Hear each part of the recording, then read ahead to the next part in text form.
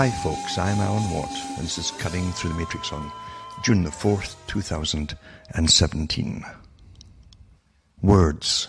Words are what are fed into us from a very early age. Most people hear the words, they think they understand what they mean, but very few people actually discuss the words and ask each other, do you really think the same as me when it comes to this particular word or term or whatever? It's quite amazing, really. But words are so important. I've given lots of talks, years and years ago, in fact, about words.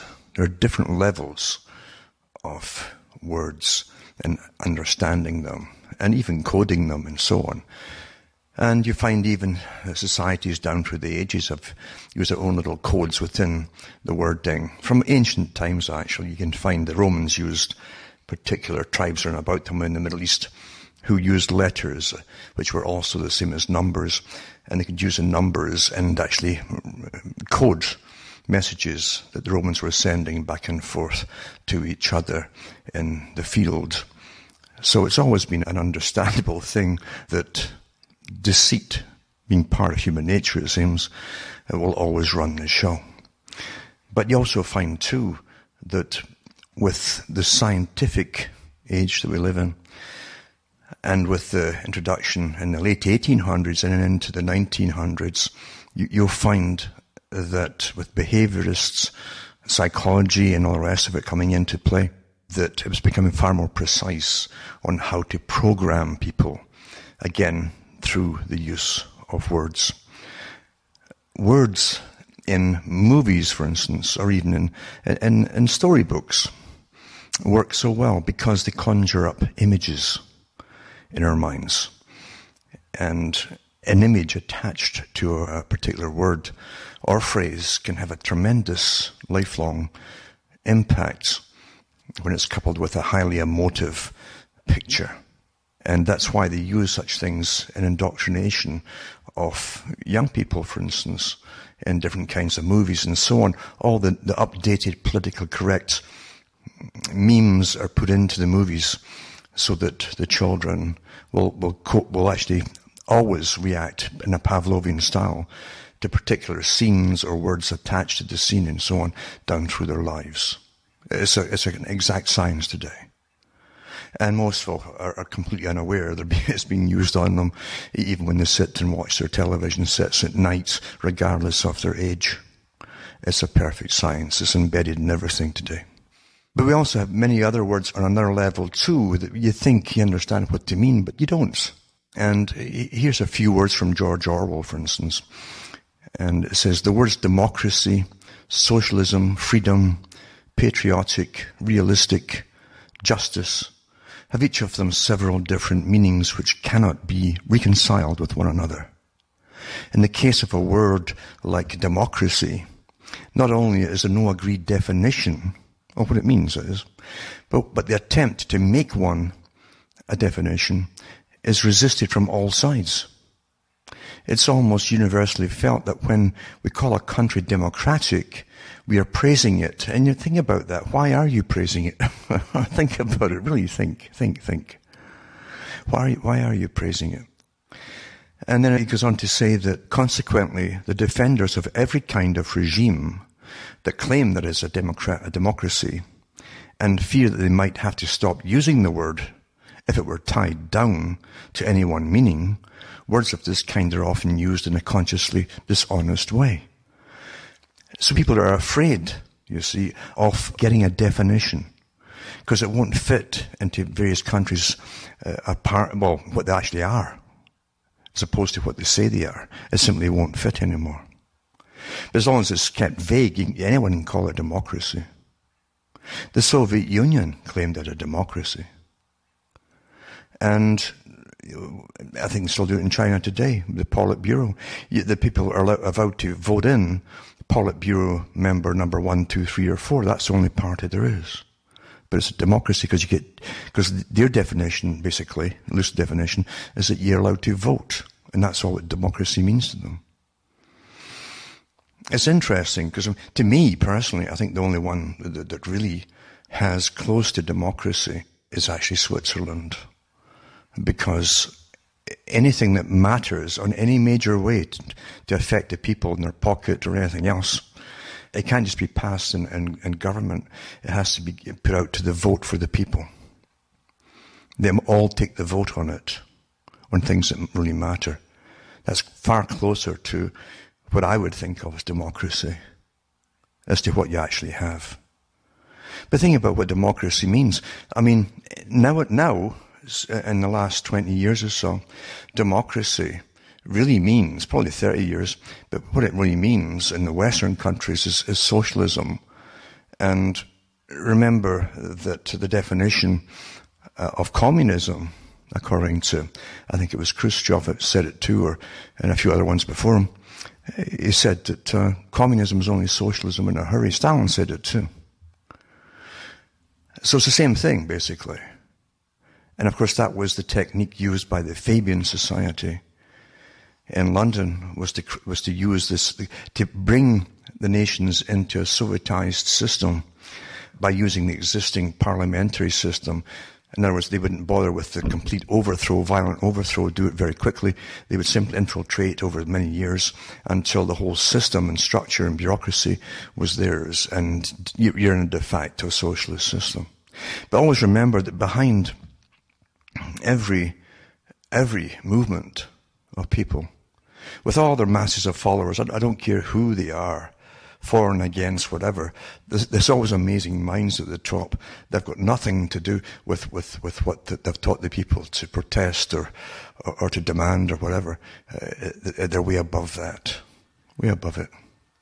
There's so many armies now of non-governmental organizations, all working for the globalists and getting funded through the big foundations. I did documentaries years ago on that, and it was to do with that very subject of NGOs, when they used to protest at global meetings. And there was a camera in one of the globalist meetings, and they're looking down all these protesters down below, and one of them said, he said, "We'll have to bring the leaders of these NGOs on board with us, let them in." And that's what they did, and they gave them paychecks. So those leaders now had all their armies of followers, who were not getting paid, of course, not the followers. And that's why there's no protesting against the globalist system now. And again, how they've sold it to the followers gradually is by the redistribution of wealth. Oh, climate taxes and so on will redistribute wealth, which is right out of the Communist Manifesto's system. And no one seems to mention that fact. So what are you living in? A communist system? And I've said years ago, what you really have is, for the mass of the people, a bureaucratic system running the populations now in an increasing pace of communism. That's how you're managed, micromanaged by bureaucracies and social departments and so on from governments, run by statistics, etc., etc. And to every area of your life, that's what it's meant to be. And I said that back in the 90s it was going to happen, because I could see it in their different reports and their world meetings, what they were talking about. And at the very top above that, you have a different one class altogether. The new feudal system that Quigley and others talked about, they're bringing in, and the CEOs on board with it, of the CEOs of big international corporations will be part of it. And so they have two different types of systems on the go at the same time. In reality, you have about three. You have the masses being controlled ever more, as I say, invasively, by dictatorial type governments, right down to the carbon taxes and how you're going to live or not live, in fact, and getting micromanaged as well. And then you have the ones above that, as I say, that are even grafted onto governments because they're multi-billionaires or millionaires or whatever it happens to be. And these people aren't subject to the mass scrutiny that we all get, and they're given much more higher privileges, etc., etc. Two different systems altogether. And above that, you have an even higher system of those who really understand the chronology of money, who control money, who have the rights to make it for countries, lend it to countries, and fiddle the books, because it's all fiddled, obviously. When you owe trillions of dollars and the people aren't starving to death, then you know darn well that someone's fiddling the books. It's all nonsense, in other words. When you look at the massive supposed debts of all countries now, and at the same time, the leaders of these countries are signing agreements and have been for years and years on carbon taxes and carbon trading and taxing the public and giving millions and billions to the United Nations and so on, which is meant, remember, in a socialistic form to take over the world, isn't it? It's a form of government, really. That's what it's for. It always was that, and many people at the time wrote about it when they were setting it up. They're quite vocal about it. Some of Canada's people especially. You'll find that Lester Pearson was working with Escott Reed of Ontario. And Escott Reed wrote a book on it and how the whole point of the United Nations Charter, which he helped write up with Alger Hiss, the communist, was to bring in world government. So you have terms like world government that's got all fuzzy and lovely, and we can all sing Kumbaya together in harmony. And things like that. And then you have the redistribution of wealth, which is the communist bit attached to it. But of course, you know darn well that above all great movements, you have the con men who use all the masses and train the masses, in fact, to protest and demand and so on, so that the ones at the top can get even better profits and more control over society and the nations, etc., and finances, of course, naturally. It's always been that way. Because people don't really want to have strong opinions on anything because they've studied on those particular topics to bring them to this opinion. It doesn't happen that way. Most folk, and psychologists all know this, and the behaviorists know it too, most people have their opinions formed for them by those that want you to believe this person or that movement is a good one, and that's how you form your opinions, not by studying them, but because you like people, certain people. And they call it the halo effect, in fact. There's many other things going at work there too.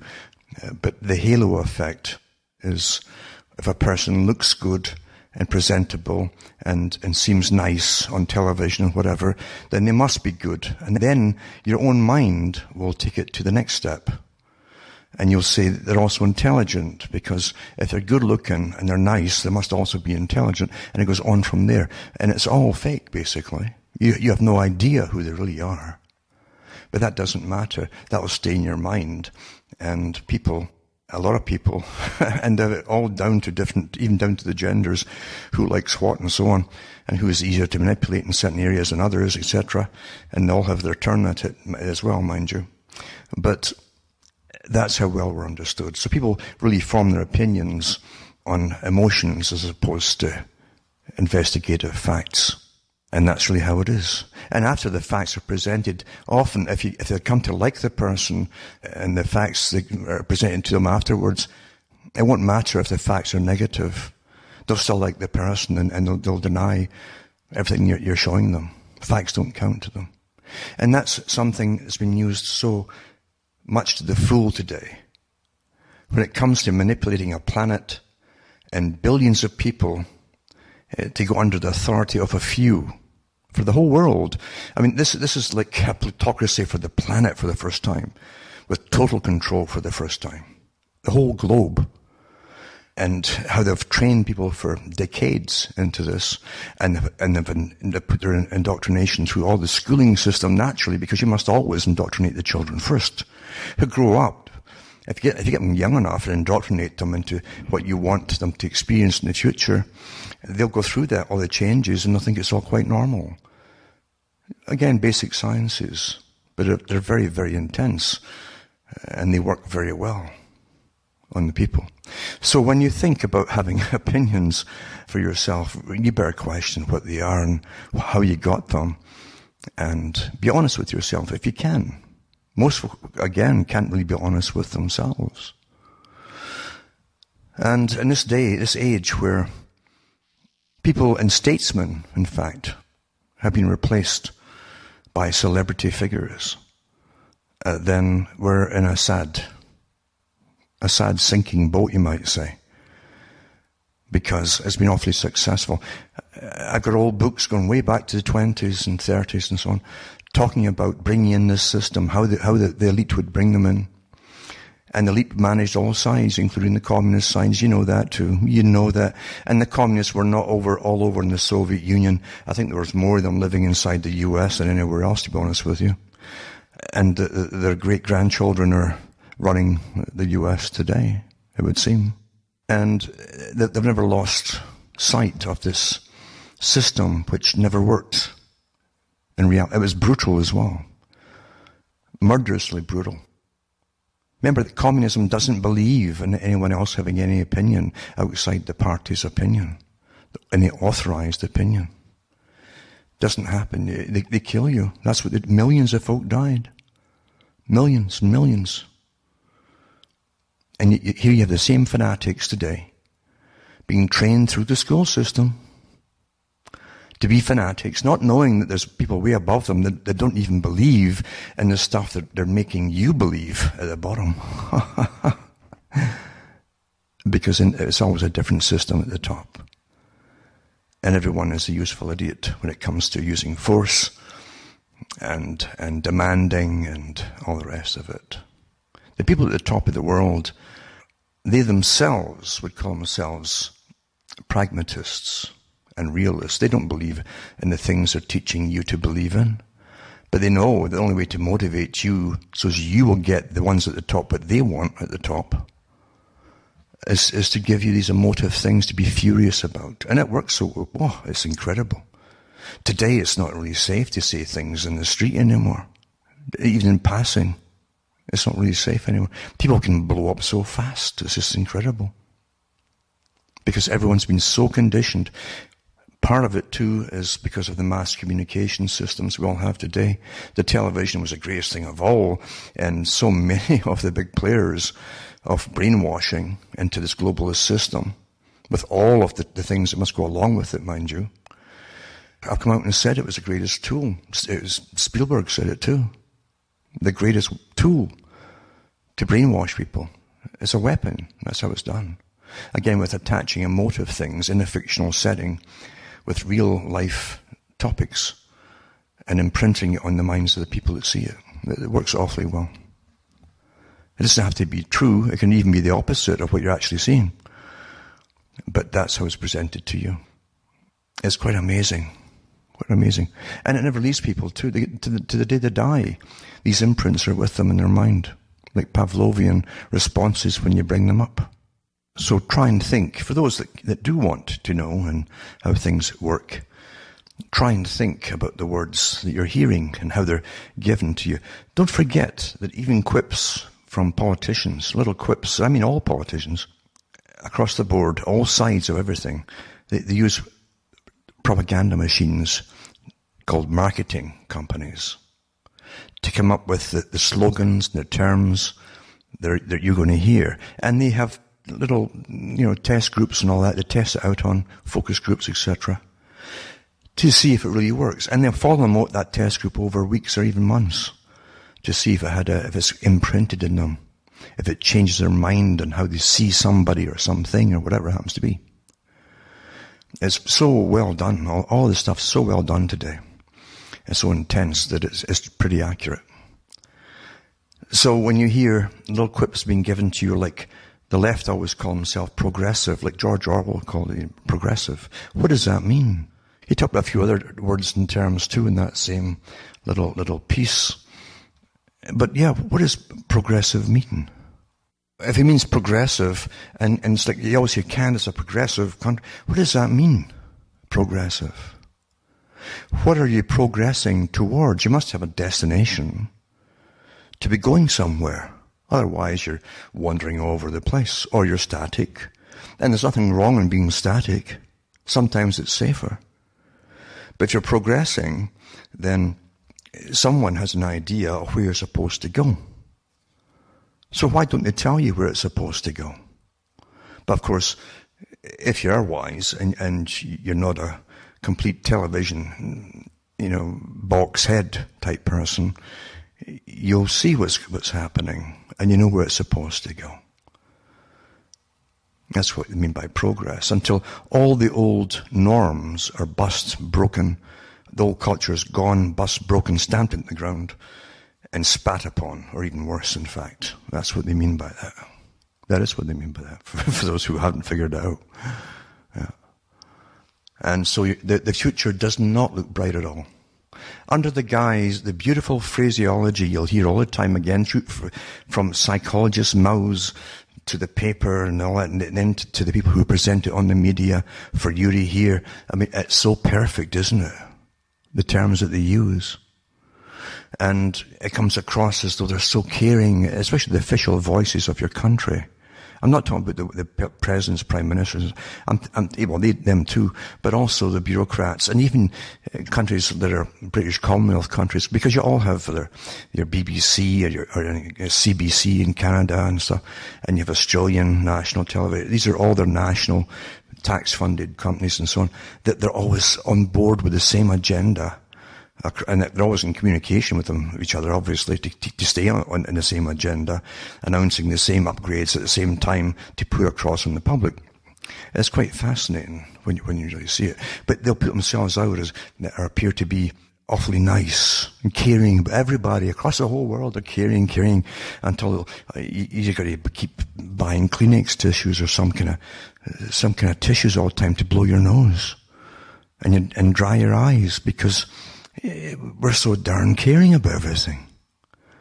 And that's the impression they want you to have. They want you to adopt all of this stuff, because they certainly don't at the top. These people who've had the really good educations and so on, they know darn well what it's about. And if you're living in countries where they prattle on about they should bring in children into our country and look after them and so on from other countries, meanwhile they're killing their own children in abortion rackets. Something doesn't jive.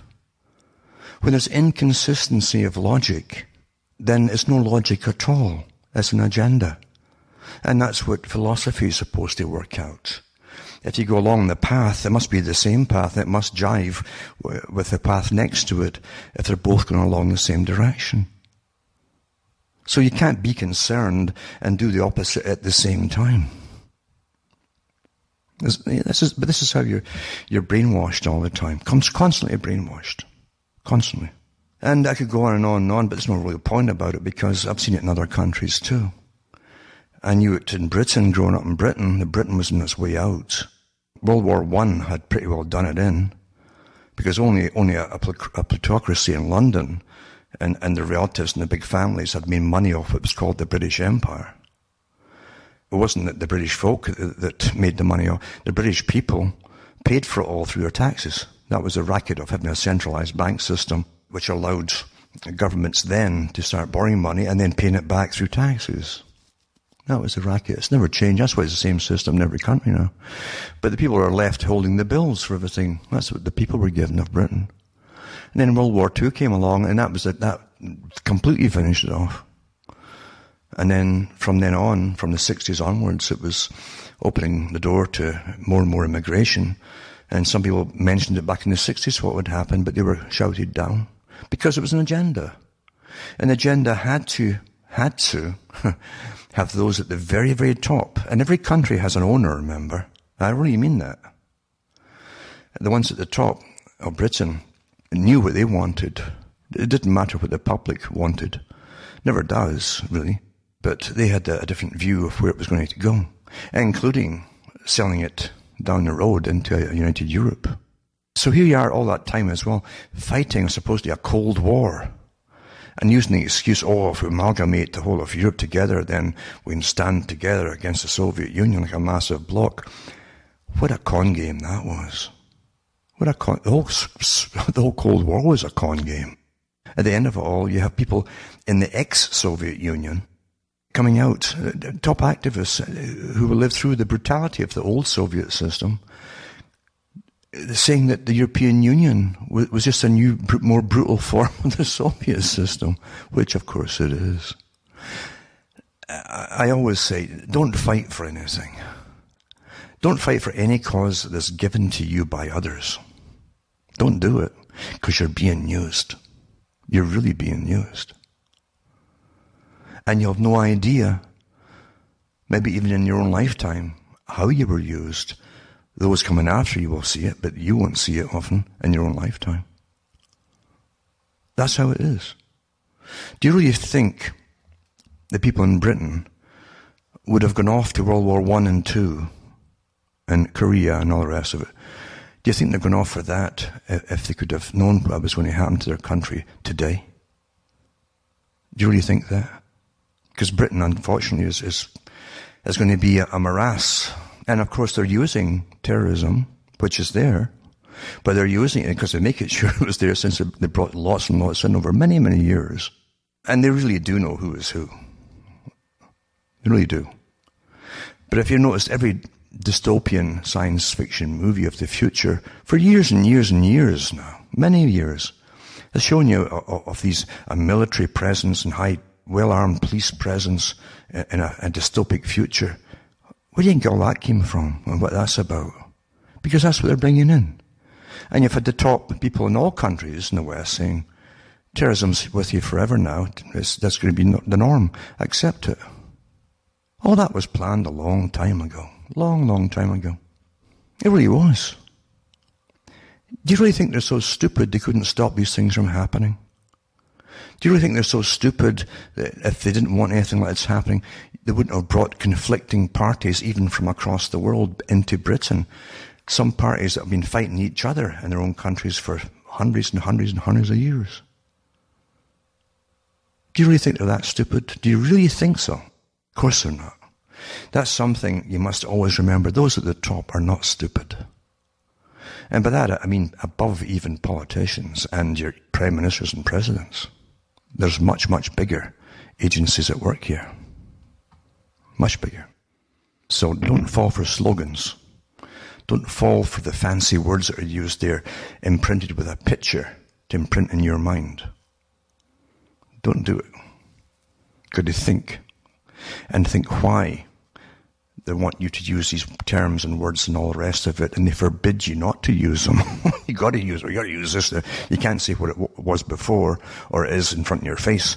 You got to use the new terms. Really. Really.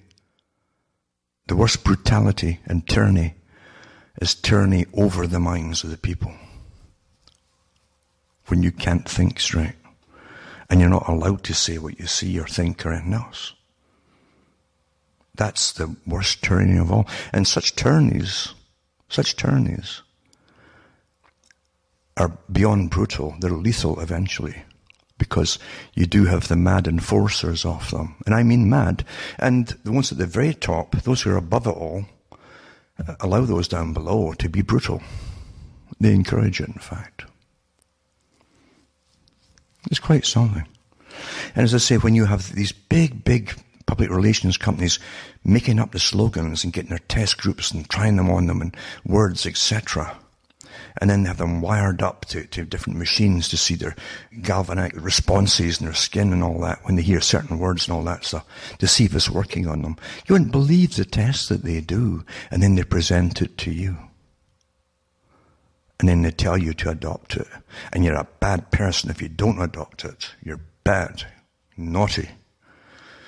And then they tell you you won't be tolerated if you don't adopt it. Yet, tyranny of the mind is the worst evil of all. And every tyranny has used these particular processes. Tyranny over the mind. In the French Revolution, in the Reign of Terror, there's a whole list of things you could not say anymore, or even think anymore, out loud or even in your sleep. And that's never changed since then. When things take the same format, then you know you're in tyranny. It's no different than what Thomas Jefferson said to do with tyranny. He said, when you see a continuation of ideas, what he meant was an agenda. Even when the different parties came in and were gone, and other ones came in and gone, it continued through the changes of Congress. He says, know that they're under tyranny. Something else has grabbed the nation. Something else is then running the nation. And we find it with all these so-called treaties that go on and on and on, regardless of who appears to be in power. Now, you know, it's been more evident than ever that really for a long time there has been no difference in power, regardless of the flavour or the colour they put on them when they get elected. Because the same agendas go through, all these different global agendas, the war agendas, everything. It's always the same. It was like when Bush Jr. was in with all the neocons around him.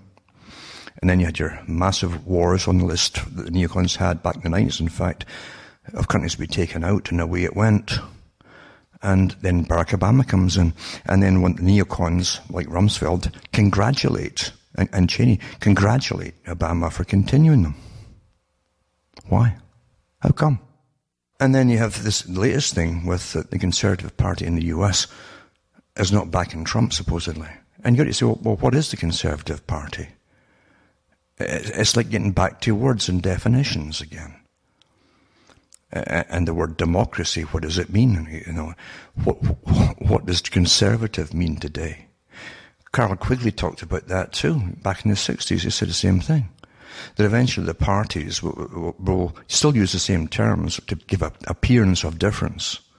So the public would be involved and they'd vote and they'd never catch on to the fact that they'd been taken over completely, because there would be no difference in the policies of the parties. But this time here, you do see at least the appearance of it. Whether it's all a show or a scam, who knows? But they've got all this massive movement, which is now called, what is it called? This left wing? That's not even appropriate anymore either. What working class people is in the left wing now? I mean, they're using all of those in Hollywood, people who have never really done any physical work in their lives. Suddenly are all the experts in why we should be paying money from your tax money to the United Nations by the billions, and supposedly so we can redistribute it across the planet. You know it's not going to get to the poor countries, for goodness sake. It's another con game too. The big international corporations will set up their factory plants across the world and get their cheap labour, and you'll pay for it all. That's what that means. As I say, the followers never catch on. But the ones at the top know darn well what it's all about. It's all a scam. This whole idea of using your tax money too to build alternate means of supplying power. Everybody who happens to be in that area is getting your tax money to fund their businesses and create their businesses and pay for it all. So naturally they're all on board with this nonsense and racketeering as well. Of course they are. But that's what it is. It's a scam, isn't it? The facts don't matter, because people's minds are made up anyway. They've seen so many nature programs and all this stuff, and you can convince anybody with nature programs and misrepresent what they're actually seeing. It's just too easy to manipulate the thoughts of the people. But when they get through the schooling system, it's just incredible. Incredible. It's really incredible. But it works awfully well in indoctrination and the processes and so on. And you're constantly being told what a good person is, a good citizen. Constantly, you're told that by those above you who earn 100 times more than you at least, and are well paid to con you into behaving in certain different ways. Quite something. And they have all the different loopholes given to them so that they don't have to pay for the global taxation, etc., and the carbon and blah, blah, across the whole planet. They'll have all the loopholes. Look at Hollywood. Some of the richest folk in the whole of the US. And somehow getting an Academy Award makes you an expert in science. Huh? What a joke that is. And no one questions that. And that's back to the halo effect, because the first group of people the psychologists noticed was that people really admired those in the movie industry. And that's why those at the very top use them. The Council on Foreign Relations have taken many of them on boards, by the way, to be spokespeople for the Council on Foreign Relations for the global world agenda. And I've given talks on that over the years too. And again, remember, use cuttingthroughthematrix.com and go into the archives section, because there's so many talks and all that there, and people involved and who joined the CFR from Hollywood and so on. And the reason is, as I say, that getting back to the halo effect, if a person looks good, then in your mind you think, well, they must be good, because especially if they play nice parts in the movies, so they're nice. Then your mind will fill in the blank. Oh, they're also intelligent. You've never met these people. You have no idea what they're really like. None at all. But that doesn't matter. Your mind will take over from any checking. You won't bother checking into them. And even if you do, and someone says something nasty about them, and they can verify it, you won't want to believe it, because you've decided to like them. And then when they want to tell you to pay up carbon taxes, well, they don't, mind you. Up in Hollywood, they have all these different loopholes for their big accounting firms and so on. Then you'll pay up to help the world and the panda bears and things. Now, the whole climate issue is a manufactured issue. Climate change is always happening. We used to call it just the weather. How's the weather today? What's it to be tomorrow? It's called changing. It rains today and it can be sunny tomorrow. Well, it used to be sunny before they started spraying the skies intentionally and causing what they call global dimming at NASA now. But again, as I say, facts have nothing to do with it when it comes to these big, big agendas. And that's really what it is. It's a huge agenda, and facts don't count. And the reasons they're giving you for doing it don't count either, because they are the facts. And they don't want arguments of facts. That's the last thing that they want. They want emotion. And so many folk have been conditioned over years in little bits of insertions in all kinds of movies and dramas and even in cartoons. They insert these little bits on the climate until they don't realize that they've been programmed without even critically thinking about anything. It's by osmosis, as Jacques Ellul says. That's how most folk learn, through bits and bytes. And it's a technique that the masters of the world are perfectly aware of and they utilize to their full extent. Over the years, and I've read so many articles over the years, so much of this whole climate scam has been exposed. Going back to the East Anglia University too, with all the emails some years back when they were all emailing each other and it was hacked, and they were conning everybody and admitting it in their emails. Because it's a social agenda. And also, too, science is one of the biggest cons out there. Science is completely politicized. It always has been. Always has been. When money is involved in anything, and careers too, well-paid careers, then, believe you me, people can lie awfully easily for their big, big cash grants. Because a lot of these climatologists and so on wouldn't get a job sweeping the streets beforehand, before all this nonsense started. So they're awfully happy and willing to prattle off about their computer models. Your computer model will say anything depending on what you feed into it. But remember, and I read the articles too, over the years, these computer models that predict all the nonsense of catastrophes of the climate for the future have nothing to do with the sun, apparently. They don't have anything to do with the sun fed into them. All warming, they claim, through the computer, is caused by humans. Because you're the enemy, according to Club of Rome. But again, facts don't really matter. Because you already have your armies fixed that are all for it. And those are against it. But it's mainly all for it because they've all been brainwashed through school. All the young folk are brainwashed for it. They couldn't really tell you why they believe in it all. They get awfully emotional about it, because that's how they were trained, but they can't hit you with any verifiable facts on anything. And we've constantly seen the lying of the fake figures put out to justify all of this, because it's such a big agenda that the multi-billionaires and trillionaires are riding on this whole agenda to get even richer. Incredible, isn't it? And anybody who's really screaming loud has definitely got a lot of bucks involved in it and future returns involved in it, which you think should really disqualify them from having any say in it at all. But that doesn't matter either, does it? A world government, remember, has to bring in austerity. Agenda for the 21st century, the whole century. That's why I call it, don't just say 2030 and so on. It's for the whole century, 100 years. And have it all laid out, step by step, 5-year plans, 10-year plans, 50-year plans, to the 100-year plans of how to get us off the land into the sustainable little dump, falling apart cities as we die off, and giving you brownouts because they're going to have ration your electricity, etc. I read all those articles years ago from the guys who planned it all. And that's where they're planning to bring in a post-consumer society. And when you've no money left to pay for it, it's all going through taxes to pay for all this stuff, then you won't be driving anywhere either. No private vehicles allowed. So in the interim, they're going to give you these electric cars, which are useless. The state even is going to completely support our tax money's paying for the factories to get set up in Ontario. And then they're going to even pay you to buy the darn things for a little while, because it's not meant to be a permanent thing. It's interim to stop you rebelling when they take your cars off the road. Well, you can still get an electric car, so it's not so bad until your electric car isn't going to get you from A to B, and the maintenance is phenomenal. Try to buy all the rank of iron batteries for those suckers.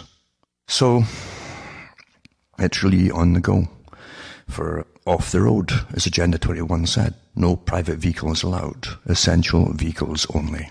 And you wondered how they were going to get it done. Well, it's the carbon nonsense. Carbon and climate nonsense. Quite something, isn't it? But facts don't count when agendas have been set in stone. Now, in March 16, 2017, this article came out on the climate. And it says that a powerful international organization, the Financial Stability Board, I've read about this before, includes a task force that's helping to coordinate numerous attacks on financial investing, insurance and other firms and their clients in the name of preventing dangerous man-made climate change. By locking up centuries of fuel reserves, I refuse to say fossil fuels. They give you the terms to use, and if you start using them, you've been brainwashed. Anyway, the FSB's army of agitators hope to benefit immensely at the expense of ordinary people everywhere. The vice chair of the FSB's Climate Disclosure Task Force says the world will have to spend $93 trillion, and that's complete underestimation, over the next 15 years on renewable, sustainable energy and low-carbon infrastructure programs as part of the climate, and they call it crisis here again. There's no crisis. It says the Crisis Inc. plan to decarbonize and deindustrialize the planet. Naturally, most of that money will flow to its crony corporate allies. Their ultimate goal is to enrich and empower themselves. And yes, of course it is. And it's to totally control everybody. That's what it's for.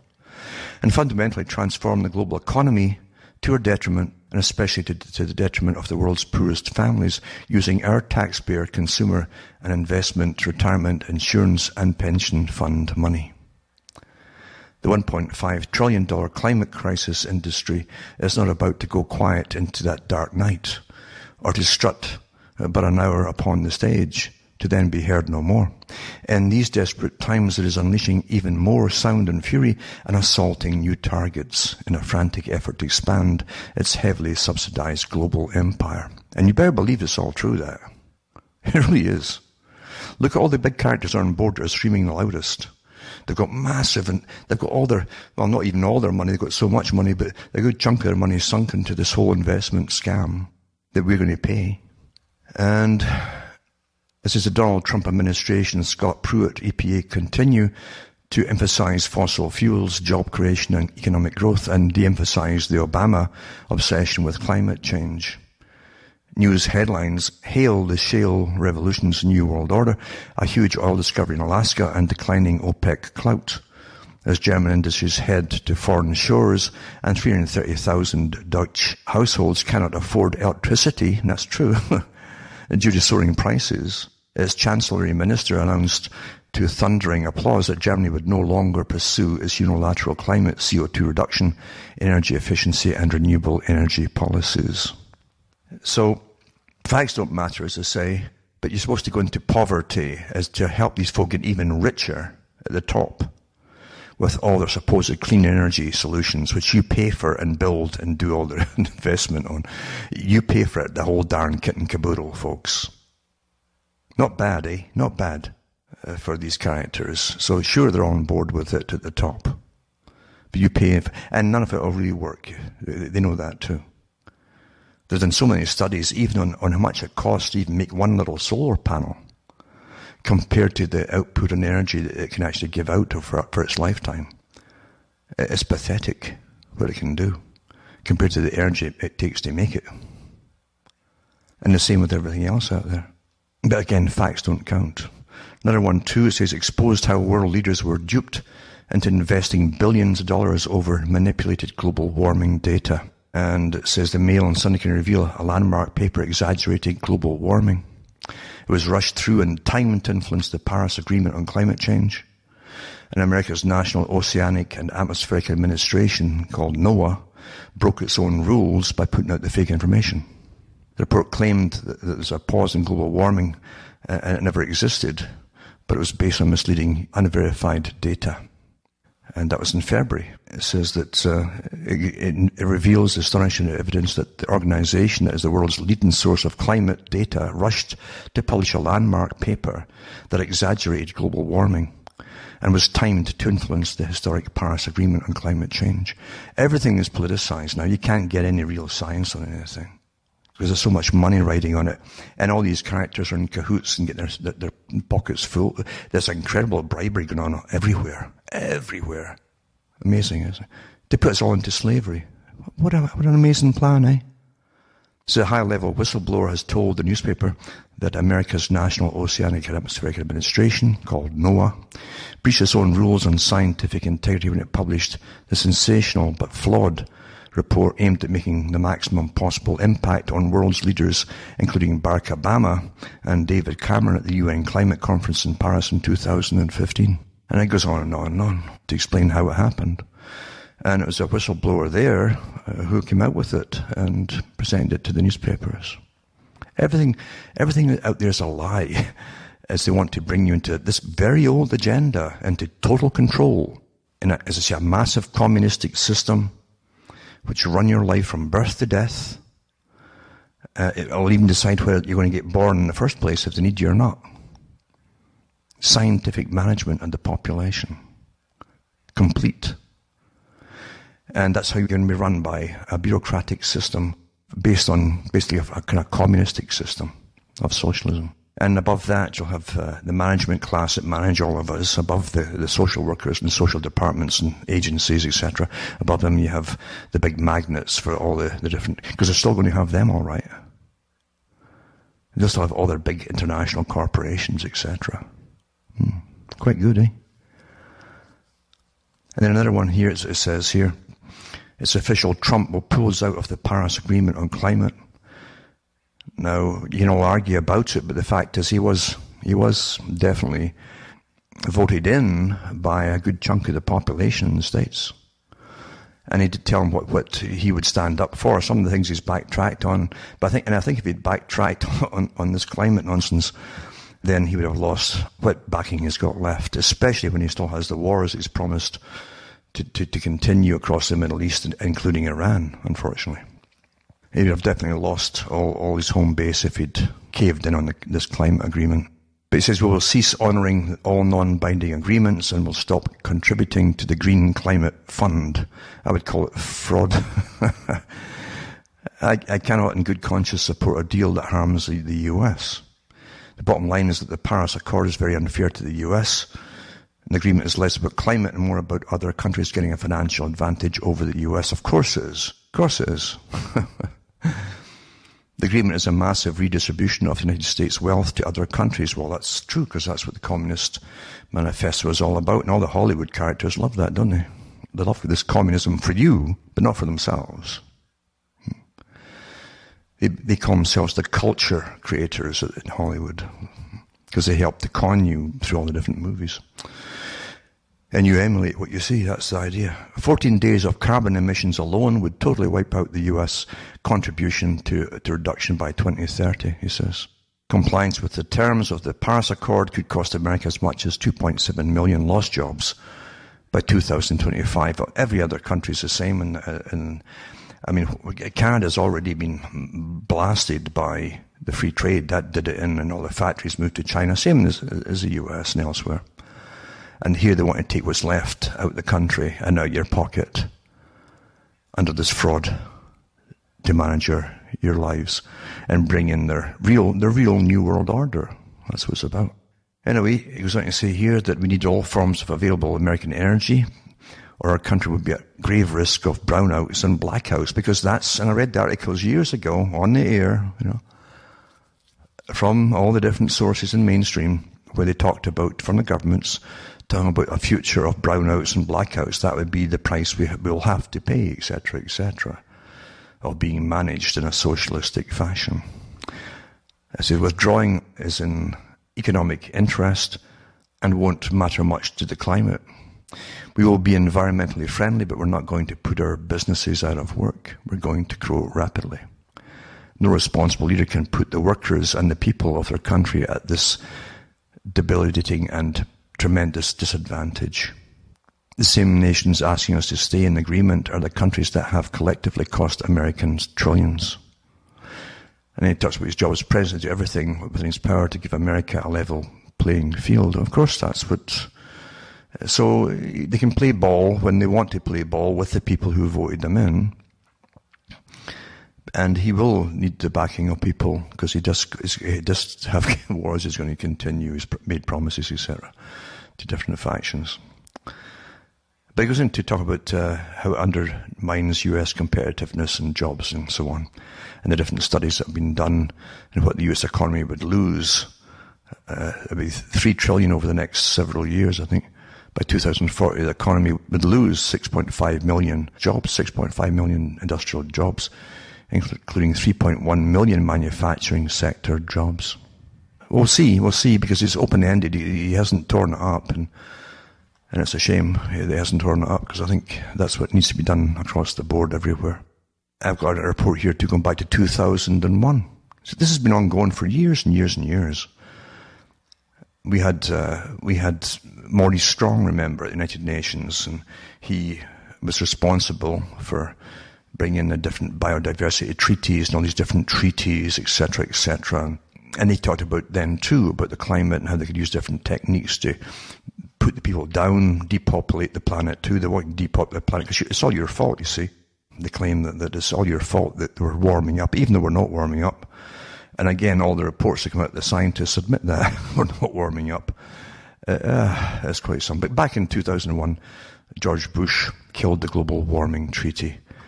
I'll put that link up too. I'll put all these links up so you can read for yourself. I always do that. To show you I'm not making it up myself anyway.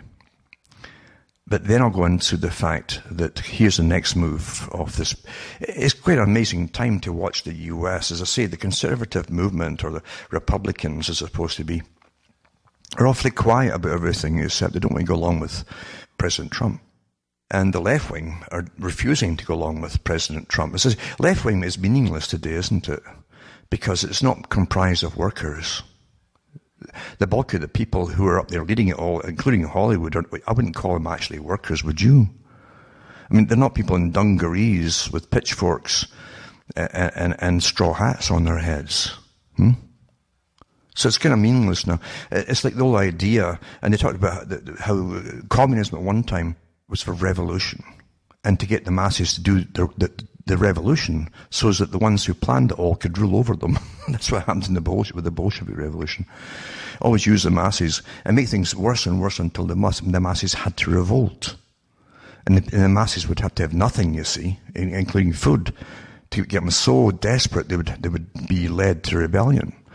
That was a technique. In fact, even the charitable organizations were hammered by the Communist Party because they alleviated poverty and helped people. And the Communist Party wanted as much misery as possible to get the people to have a revolution. The Communist Party could use the masses. That's the whole idea. You're always used, as I say. You're always used. I don't care what side you join, you're always getting used if you lose your individuality. And that's what the whole idea is about. But in the US right now, you see this mass movement of the multi-billionaires and trillionaires and actors and all the rest of it digging their heels in and saying, no, you're going to get this carbon taxes whether you like it or not. Well, did you vote any of these people in, like Bloomberg, for instance? And all these different mayors' initiative across the US. I've read these articles over the years too, how they'd already planned, just like the old communist idea, plan. They always talk about organize. And what they did was bypass any federal governmental implementation of anything and start linking up initiatives with greenhouse gas reductions and carbon taxes from Canadian provinces, basically mating up with ones in the States, US states, and things like that. Oh, the busy beavers, eh? Busy beavers. the big massive organization at the top of all of this, eh? Quite something. Anyway, multi-state climate initiatives. I'll put this up too. This is some one I read years ago. And some of them have changed over the years and they've amalgamated with other groups. But that was many states have reached across borders to collaborate on efforts to address climate change. Across the US and Canada, multi-state climate initiatives have been designed and implemented to reduce greenhouse gas emissions and spur public and private investment in clean energy. That's all the multi-billionaires, tax-funded jobs, basically for themselves, where they can have the taxpayers making all their clean energy nonsense and their big windmills so that they can own it. Not bad. We build it and pay for it and they own it. It's a pretty good deal, eh? They call it public-private partnerships.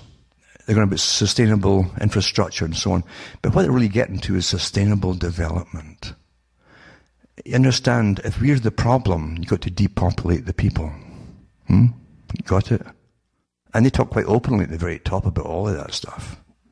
You're the problem, so you depopulate. Another one, too, was called Midwest Greenhouse Gas Reduction Accord. It was a commitment by the governor of 6 Midwestern states and the premier of 1 Canadian province to reduce greenhouse gas emissions through a regional cap-and-trade program and other complementary policy measures. Now, when you elect these people, either as mayors or as premiers of a province, or it could be like the governor of a US state, same thing, did they ever mention this stuff to you when they run? Of course they don't. You don't know what they're involved in. All these private deals they've made in advance. You won't know either who's funding them behind the scenes either, will you?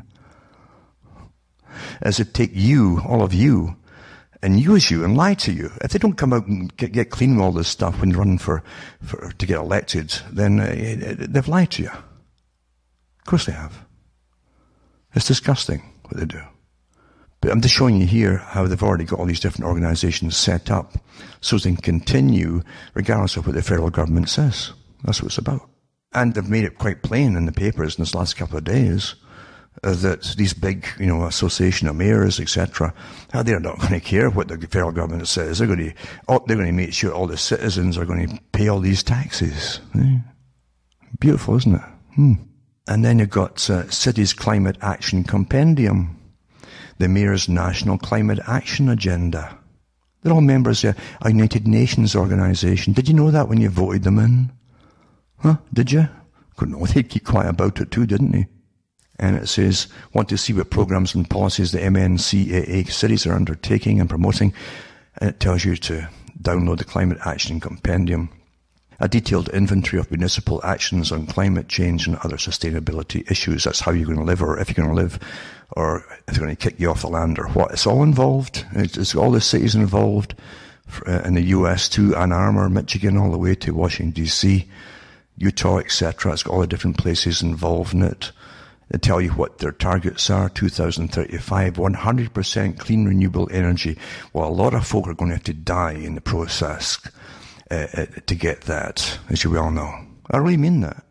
Because after all, it's also CO2 emission. We breathe it out, folks. And it's a trace gas. It's a very small trace gas. And plants love it to thrive. That doesn't matter. Facts don't matter. But it tells you what their whole plan is in this particular article here. And also put an alliance of the nation's biggest states could short-circuit Trump's vow to leave the Paris Agreement. With the usual ones, California government, Jerry Brown, etc., etc., all ganging up in an alliance to fight all this so that you will go into sustainability, all of you, and you'll pay for it all too, and live in poverty. And the richest folk in the world are going to make sure it happens to you. And that's all I can cram in for tonight, I'm afraid. I didn't realize that the time had flown so much. And it's terrible what's happening in Britain and elsewhere. But that's the future that was planned for them. Again, by